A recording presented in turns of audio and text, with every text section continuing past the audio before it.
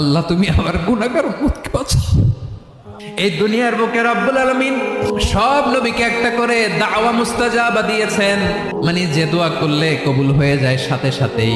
দুনিয়ার সব নবীরা ওই দোয়াটা দুনিয়ায় করে ফেলেছে।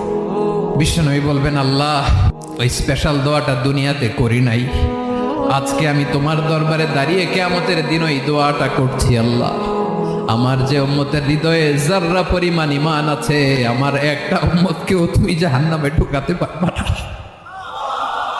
বিশ্বনবী পাগলের মতো একবার হাউজে কাউসারে যাবেন, একবার সিরাতে যাবেন, একবার পুলসিরাতের দিকে, একবার হাউজে কাউসারের দিকে পাগলের মতো দৌড়াতে থাকবেন।